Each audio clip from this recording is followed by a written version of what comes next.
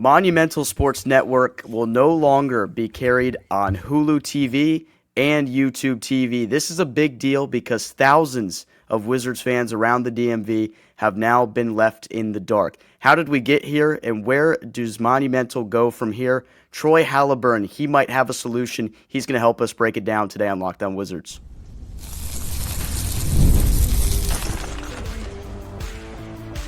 You are Locked On Wizards, your daily Washington Wizards podcast, part of the Locked On Podcast Network. Your team every day.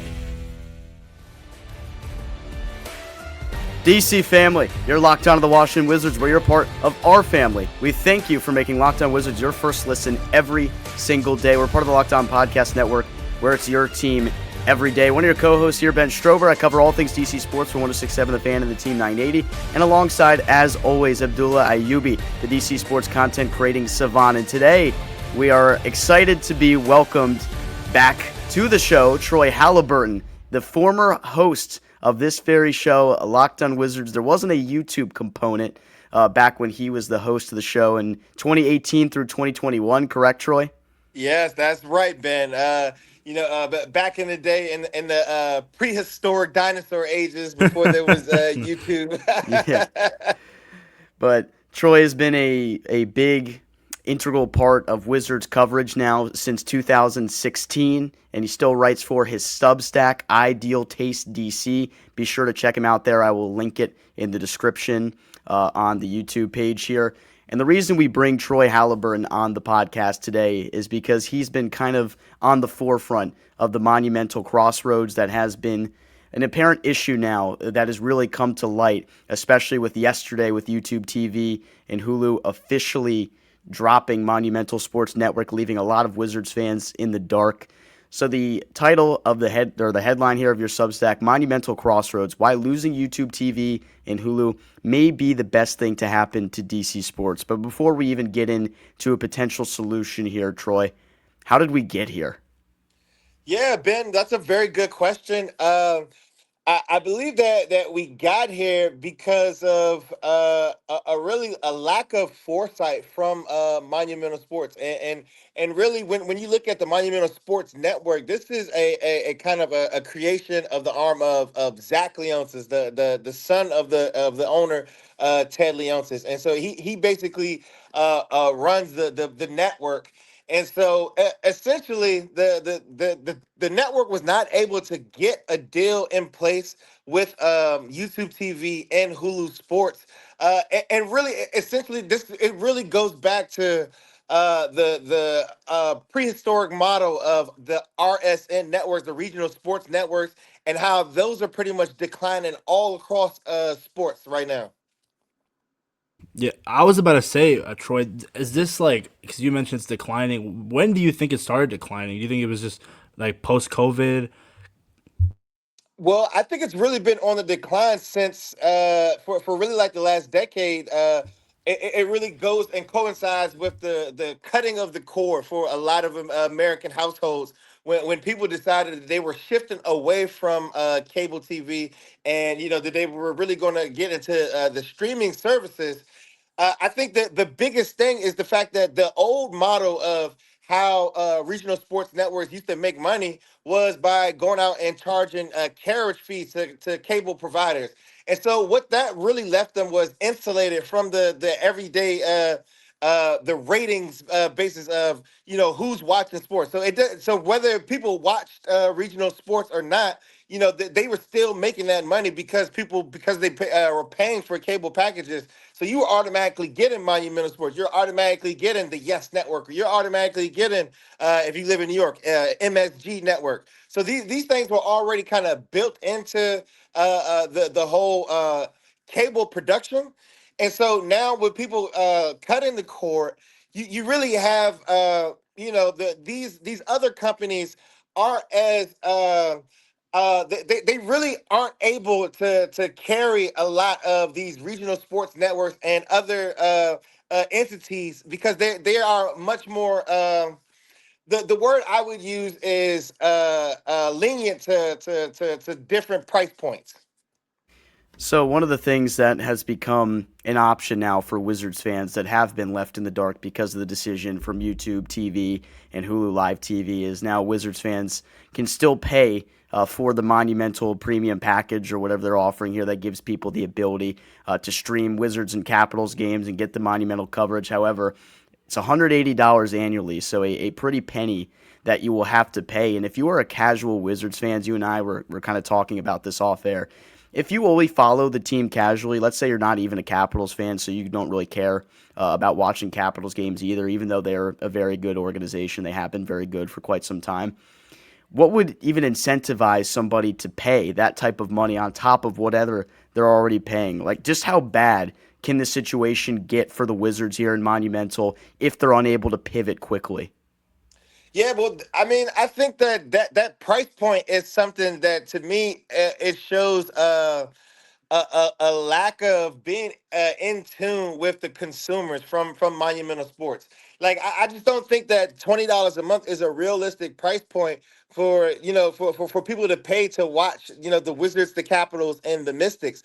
Like that's more expensive than a Netflix subscription. That's more expensive than a Disney Plus subscription. That's more expensive than Paramount subscription. Like these are streaming based services where you're getting millions of different titles that you're able to watch. And for the Monumental Sports to try to charge $20 a month so that you can watch three teams throughout the course of the year, it really seems out of touch with the fan base right now. And Troy, it doesn't help that we're not the Oklahoma City Thunder. We're the Washington Wizards. This team is going into year 3 of the rebuild. Therefore, probably not a lot of wins this upcoming season. Do you completely understand the frustration of these fans? Yeah, I completely understand. The frustration of not being able to watch the young players grow and develop, and really, I feel like the biggest thing is that this all could have been prevented to me. So what would have been the best course of action you think they could have took early on to avoid this? Yeah, well, the best course of action to me would have been to actually invest more into the direct to consumer streaming aspect of the Monumental Sports app. I do believe that the thing is, if they were negotiating with Hulu Sports and YouTube TV, and they realized that they weren't receiving any type of good faith counter offers from them, then they should have pivoted a long time ago. The fact I found it to be very curious that they knew that they had this September 30th deadline, and they didn't really start making this push to quote unquote keep Monumental until 5 days ago. So to me, it really showed just a lack of foresight and preparation. And I think that there's still time enough for them to pivot. But as we were talking before we got on air, the cap season starts in a week, and the Wizards season starts at the end of the month. So it's really going to be tough for them to I proposed an idea that I think is feasible, but it's going to be tough to try to get that done within a time frame that'll allow Wizards and Capitals fans to enjoy the product. And is it often, Troy? I mean, you probably mentioned already, but is it often for teams to wait and procrastinate up until the deadline? Because to me, it came out of nowhere. I thought this was a set done deal. Yeah, no, it is not often that teams will wait until the absolute last minute. And I think that I think one of the problems that Monumental Sports had was the fact that they witnessed, other entities, kind of go through the same thing with YouTube TV and get and strike deals at the very last minute. And so, I think that, there was a sense of, them thinking, oh, we'll be able to strike a deal at the last minute and kind of save face. And once they realized that they weren't going to be able to, pretty much strong arm YouTube TV into, keeping their product, I think that that's when they kind of pivoted towards, uh, that pseudo grassroots effort of, telling people to, call into their cable providers, call into YouTube, and call into Hulu, and pretty much complain to keep Monumental Sports on the air. Yeah, it's been a weird experience, and firsthand, I've been working as a producer with the Sports Junkies as of recently, and a lot of people would watch the Junkies on Monumental every day, and people would call into the show and say, "Hey, you guys aren't on my TV anymore," and I have to explain I have nothing to do with that decision. We as the show have nothing to do with that decision, so it's tough, and you can see that a lot of people, are already frustrated. They can't watch the Junkies. They're probably going to be even more frustrated when they can't watch the Wizards or the Caps. All right, so we've figured out how we've got here. What's a possible solution for the Wizards? Troy has an idea for us, and we're gonna get that from him when we come back here on Locked On Wizards.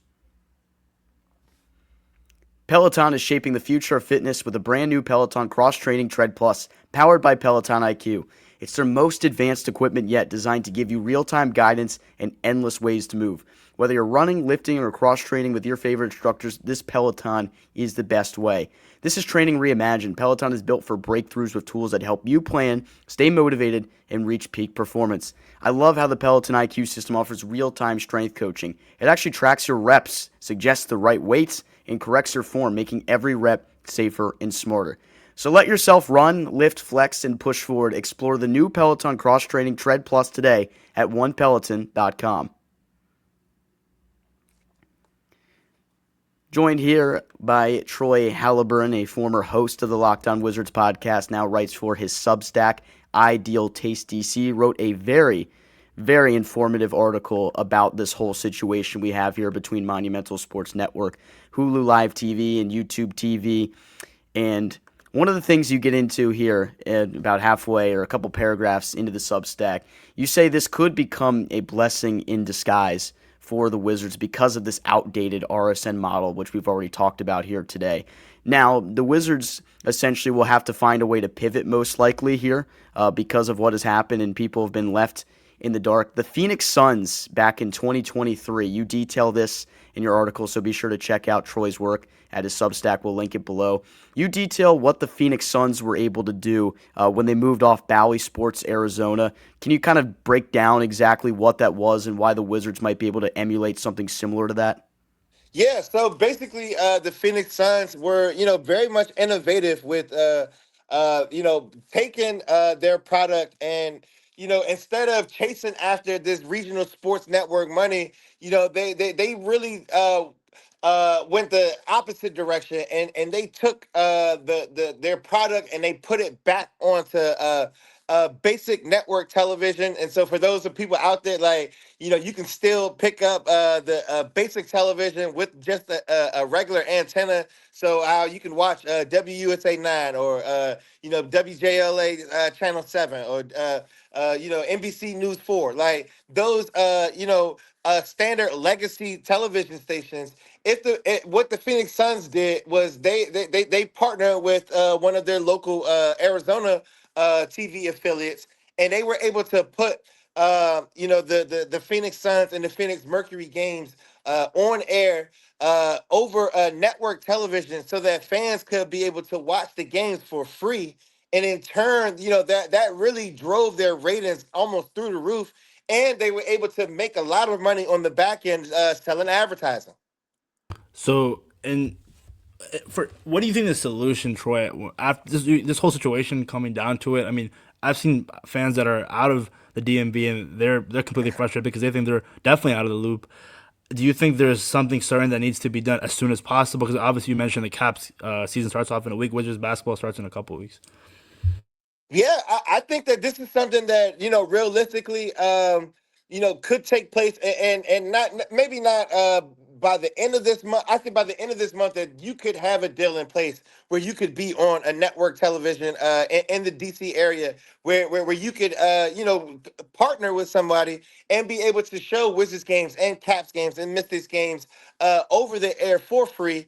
And I think that, that will be a great direct-to-consumer opportunity for Monumental to grow their reach and to really, give back and listen to what the fans are actually interested in at this point.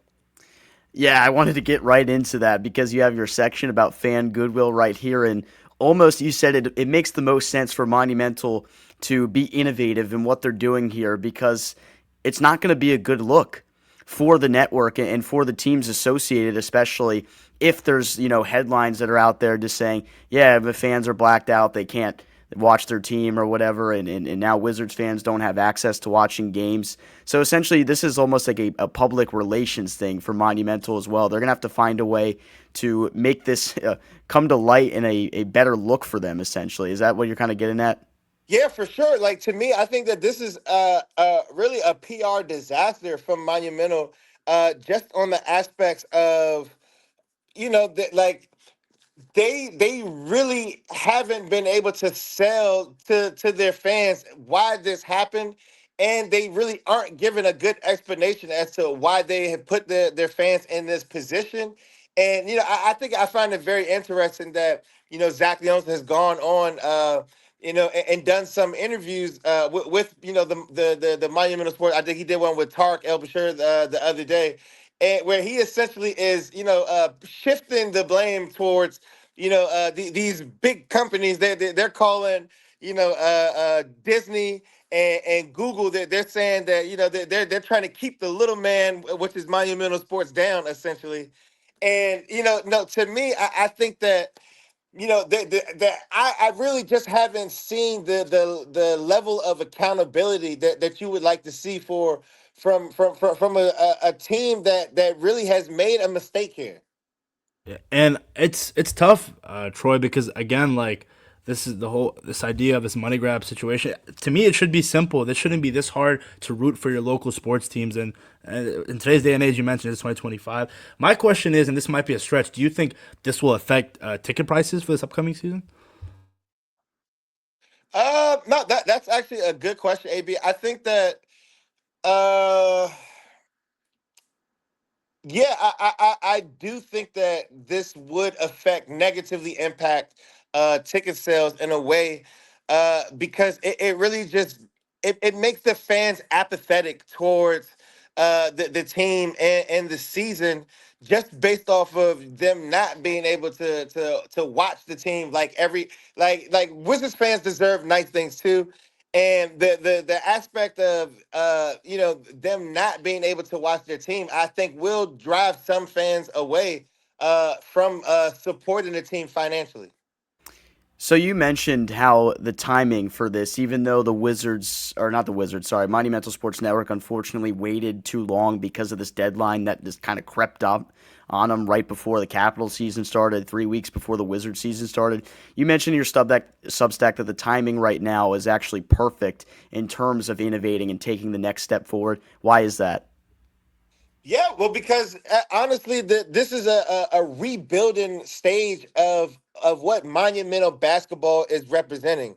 And so, when Teleosis came up with the concept of monumental basketball, and he got rid of Ernie Grunfeld, like, to me, like, they created this flowchart structure of what they wanted to do with monumental basketball. And so I think that this is the perfect opportunity for a new to usher in a new era of Washington Wizards basketball. And what better way to do that than to actually make games accessible to more fans across the area. And again, Troy, not really a question, but I agree. Like this fan base is already pretty limited. I have so many fans and friends that say you still support the Wizards. They suck. We want to see this team win, but it's just frustrating because this happening right before year three of a rebuilding season where we're expecting hopefully to get 20 to 25 wins, and we want to see the development of these young guys. It's just like what are we doing here? You know? Yeah, no, I think it's definitely frustrating for the fans who just want to see the young players be able to grow and develop.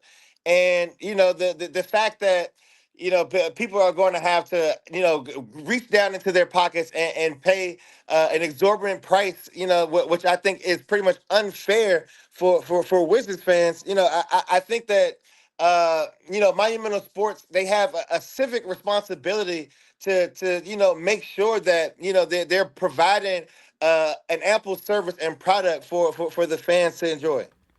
Absolutely. And I feel like, this hits even closer to home for me because even though I'm personally not impacted by the decision because thankfully I still actually have cable because I guess my family and I were a dinosaur. So we still have cable and we're able to get it there. But a lot of the people that watch this podcast, the Locked On Wizards podcast, they have commented and told us that they've been left in the dark, that they'll be unable to watch Wizards and Capitals games this year. And it just goes to show you how many diehard fans are going to be affected by this. Because if you're somebody that has watched the Locked On Wizards podcast throughout the whole summer, like I know AB and I are pretty good looking dudes, but they watch it because they care so much about the Washington Wizards. And if you're in the situation where they're unable to watch the team because essentially the Monumental Sports Network was inept and pushed this off for too long, it's a really, really bad look. It's a really tough situation, and I'm feeling for those fans right now. It's really just the best way I can put it as if you're out there and you're unable to watch, comment, let us know below, and let us know what you think about what Troy has to say today and see maybe if a solution will arise from that. All right, when we come back from the break, we're going to get into some of Troy's actual basketball thoughts here because he is still very heavily involved covering the Washington Let's talk about Wizards. Tre Johnson, Ben. Come on. Let's talk some hoops with Troy Haliburton when we come back.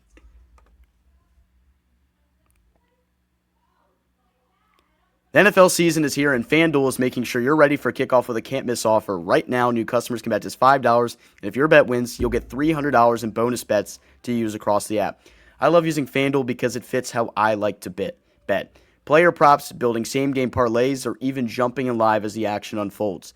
It makes every game more exciting. Whether you're watching your team or just keeping an eye on the fantasy lineup, FanDuel's the best way to do it. It's quick, easy, and the best way to add a little more energy to Sundays. So are you ready to play? Download the FanDuel app now by visiting FanDuel.com to get started. That's FanDuel.com to place your first $5 bet. All right, enough with the doom and gloom that we've had throughout this episode talking about the situation, Monumental Sports Network, Hulu, and YouTube TV. Put that to the side. If you are able to watch Wizards basketball this year, what should you be looking out for, Troy? What's the number one thing you're looking forward to seeing in the early part of the season this year from this team? You had to pinpoint one aspect of this team. What is it? I want to see if they can actually show that they're building good habits and a winning culture. I want to see, if they can come out here and actually be able to compete on a night-to-night basis. I think that one of the things that was so frustrating with last year's team was the fact that, they were just really getting the doors blown off of them in a lot of games. And I really think that, if they could just come out here and just be more competitive than what they were last season, and for some of these young players to actually show growth and development, I think, that's really all that Wizards fans can ask for heading into this very pivotal season for the team. Was there anything, Troy, that you found interesting about Media Day? Something said or a report? Yeah, I think that one of the common threads that I noticed throughout Media Day was that whenever anybody was asked about, Tre Johnson, like they were like, yo, this guy can shoot the leather off the ball, or, a lot of people were very much impressed with, his ability to score the basketball.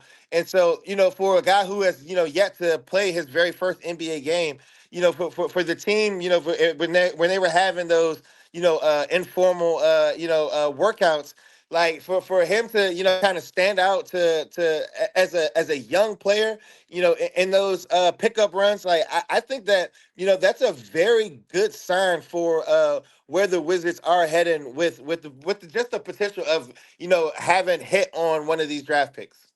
That's a great point you bring up. And one of the first episode we did after covering Media Day was we made the proclamation Tre Johnson already has garnered an insane amount of respect from his teammates, and I think his basketball obsession, how he's basically a maniac who cannot stop thinking about basketball nonstop. I was just so in awe of the way almost every single player would bring him up. Sometimes they wouldn't even be asked, and they would bring up Tre Johnson about his work ethic and his habits and just how skilled he is. So, I guess you kind of already answered this in a way, saying it seems like this is a guy that it seems like they're on a good trajectory that they can hit on. But then let's take it a step further here. I know there's not really a lot of belief that he starts on opening night because probably plays behind like C.J. McCollum, Bob playing at the one.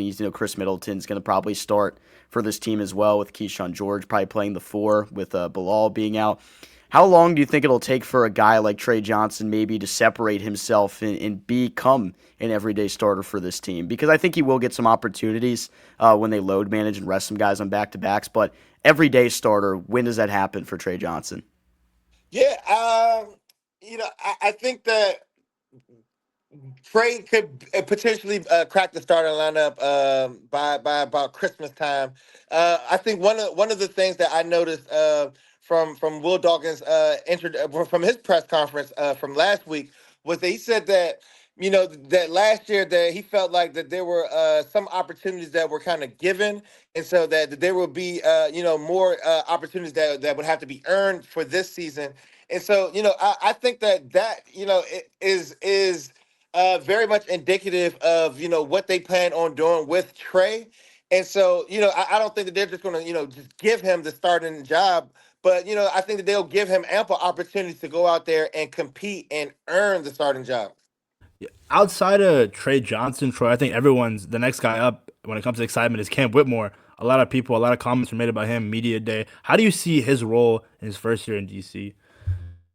Yeah, well, the Cam Whitmore is in a very precarious position because, he's in his third year in the NBA, and so he's going to be hitting free agency sometime soon, and I think the biggest thing for Cam is just trying to figure out and carve out a role within the NBA. Like he has to figure out where does he fit in and being able to positively contribute to winning basketball.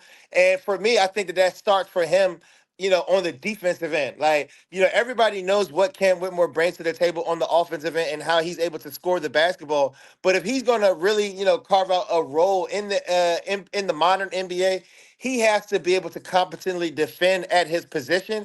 And so, I'm really looking forward to, seeing him just kind of take the onus upon himself to really, kind of make strides and show not only a marked improvement on that end, but just the effort to the want how the effort to want to come out here and actually compete.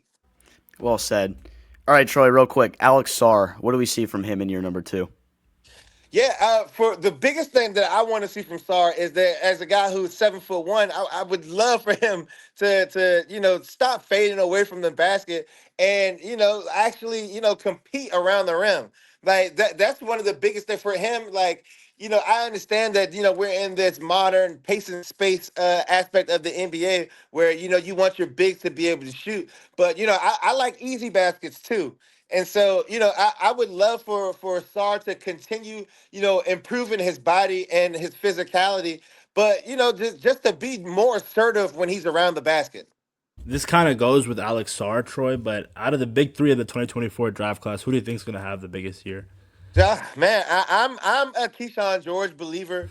I think that it's very interesting that Bub and Star were the two rookies last year who made the All Rookie team. But to me, I think that Kyshawn George actually might have the highest upside of any of the young players on this Wizards roster, mainly because he has such a defined role with where he fits in today's modern NBA. With him being the quintessential 3-and-D player, like this is a guy who actually plays on the defensive end. He's shown the ability to be able to knock down open shots. And, this is a guy who I think just has the proper demeanor of a guy who wants to continue to grow as a basketball player. All right, Troy. Well, we appreciate you for coming on the show today, breaking down what a potential solution might look like for Monumental Sports Network if they do indeed pivot following the unfortunate news that Hulu and YouTube TV will no longer carry Monumental Sports Network, leaving a lot of these Wizards fans in the dark. Be sure to check out Troy's Substack, Ideal Taste DC. I will link it in the description for everyone. You can check out his coverage there.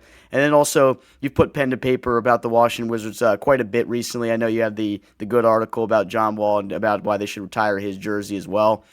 So look forward to seeing some more of that work here from Troy as we roll on. Troy, we appreciate you getting on the show here today. Yeah, I greatly appreciate Ben and AB, you guys inviting me on. Like, keep up the great work. You guys are picking up the mantle right where and Brandon left off with the Locked On Wizards Yes, podcast. sir. And so, Yes, I think sir. that there's a lot of there's needed content in the space for Wizards fans to go out there and get non-monumental basketball coverage from the Wizards. Like, there's more people on the beat than just people who work for Monumental Sports. So, Thousand Yeah. percent. Yeah, I mean, you got to get your Wizards coverage wherever you can get it, and we have it for you 5 days a week. So if you are not subscribed to the channel already, come on and join the DC family. AB and I, we keep this thing rolling. We thank you for making Locked On Wizards your first listen every single day. For your second listen, go find the Locked On Fantasy Basketball podcast, where Josh Lloyd hosts the #1 fantasy basketball podcast, giving you the daily tips, helping you win your league, all while you make smarter decisions as an NBA fan. Find Locked On Fantasy Basketball on YouTube or wherever you listen to your podcasts. Part of the Locked On Podcast Network, where it's your team every day. For our guest today, Troy Haliburton, my co-host Abdul Ayyubi, I'm Ben Strober, DC family. We're out.